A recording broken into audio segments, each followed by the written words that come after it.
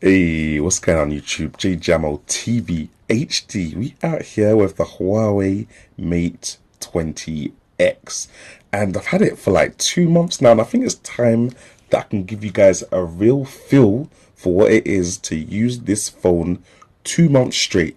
Like ins and outs, camera, apps, battery, bruv, the size of it as well. We're gonna go into everything in it. So sit tight, grab some popcorn and thing. Make sure you've subscribed if you haven't already. Hit that subscribe button. And let's get in.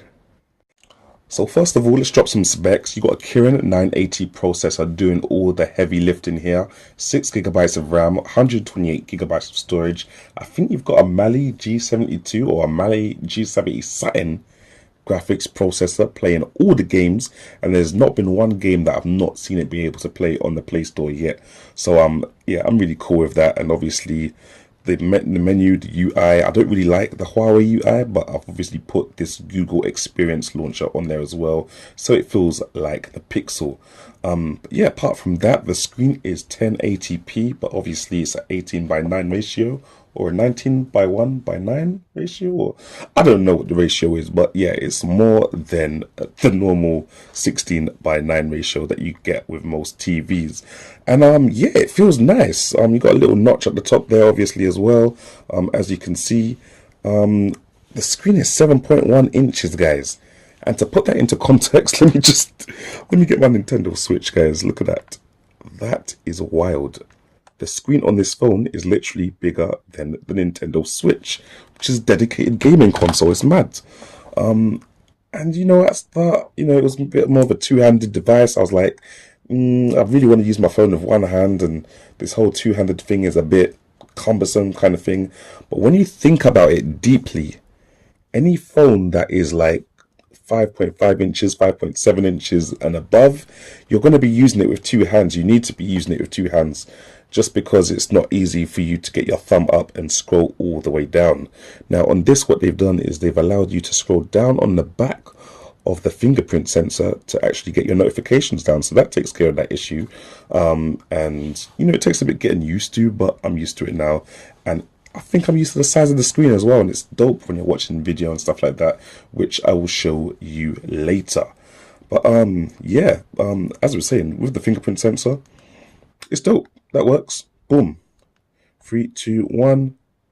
There we go. Not the fastest fingerprint sensor in the world, but it is reliable, and that's what I need at the end of the day, because I wasn't getting that reliability with the new technology that was used in the OnePlus 6T's under the screen fingerprint sensor.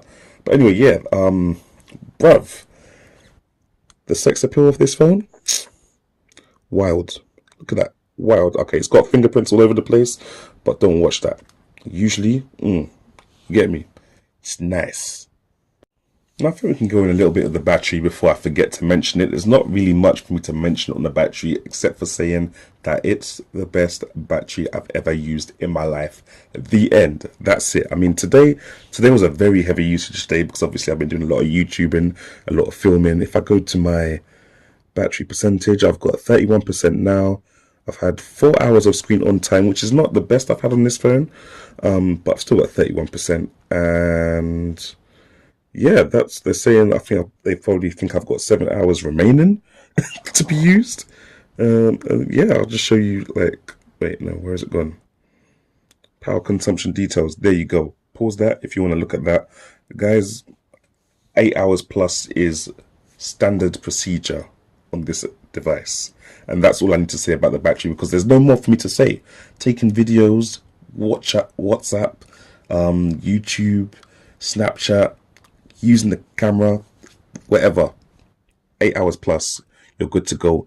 Next topic.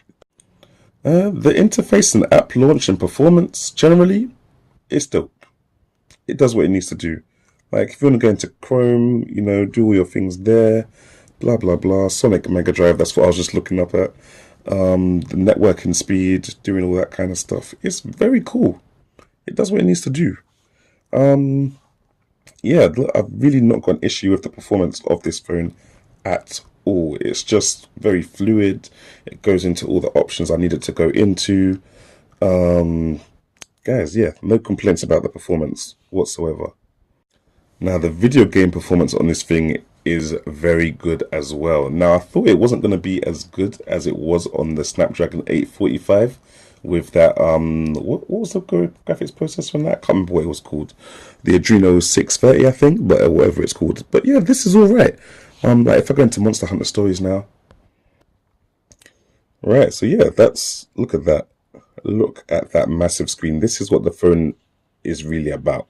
This is where it shines for me personally. 7.1 inches to game on. This is literally a Nintendo Switch. Like, bruv,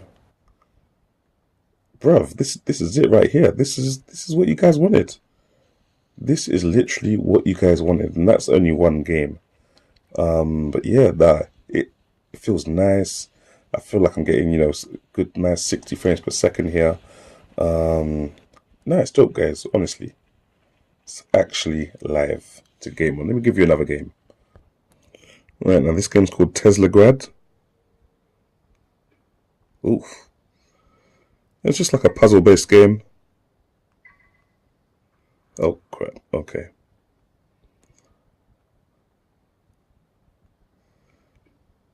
There we go. Okay, this game. Do you know what, guys? I'm gonna find a different game to play because this game's gonna just upset me. And obviously, the crowd favorite, Fortnite runs at 60 frames per second. Woo! Yeah, now Fortnite just look nice on this. I'm not gonna lie. Fortnite looks okay. Right, now the camera, guys. The camera is dope. I'm not gonna lie, but it's a real mixed bag of emotions. The things that it does right is having the wide angle lens. Now that's dope. You can see a lot more in your shot and everything like that, and it's really cool. You've got the 3x lens, which is really good as well, because most phones only do 2x lens, so this is way ahead of any other phone. You got your portrait mode as well for bokeh shots of people. Nighttime mode, I don't even know what kind of magical juju nighttime mode does, but anything it takes a picture of, like for example, I took a picture of some police that were outside. You'd think that was taken, okay, it doesn't look like daytime, but look how bright it is, fam. And the detail in the shots as well, ridiculous. Yeah, you know, aperture mode as well for also your bokeh shots. You got your pro mode there that I don't really use, but you know, gives you a lot more options if you're that pro kind of guy. And you've just got lots of other, you know, things that you can do, like super macro shots, light painting, HDR mode, which I think should be easier to get to in the main section. Slow motion modes, you know, 1080p at 240, 720p at 480, and 720p at 960 frames per second. Time-lapse modes, lots of different things like that. Yeah, you know, it's a really good camera, but there are some things that just let it down, and that is the video mode. If, in my honest opinion, the video mode or the video modes on this camera, guys, they just, I don't know, guys, like 1080p, 30 frames per second, they just put it 1080p full HD, no problems with that mode. But all the other modes around it that you can see here, they crop into the image, and I think that's obviously in aid of, you know, image stabilization. But there should just be a little option which says, do you want image stabilization or don't you? Because if you have it on a tripod, then you don't need to worry about any image stabilization. And in result, because it does crop into these other images, it makes some of the, you know, it just makes the image look a lot worse when you're videoing, especially when you're in 60 frames per second at 1080p wide angle. Like, it's just ridiculously worse quality over what you get in 1080p 30 frames per second on the normal angle lens. But yeah, it's just little things like that. I feel like, you know, Huawei could tidy up on, just, yeah, allow people to take off the image stabilization. There you go, your job is done. But yeah, apart from that, and obviously apart from the AR lens, the AR lens is ridiculously rubbish in comparison to what Apple has to offer. But, you know, that's not the end of the world for me. Yeah, all in all, it's a dope phone. It's really cool. I feel it, you know, 7.1 inches. It's wham, fam. As soon as you put this into anyone's hand, they will literally tell you, rah, what is this? Is this a tablet? but when you look at it from a distance, it looks like a normal sized phone, and I've got used to the size of it, to be honest. But anyway, yeah, guys, thanks for watching. Leave a comment in the comment section below. Subscribe, like, and I will catch you in the next one. J Jamal out.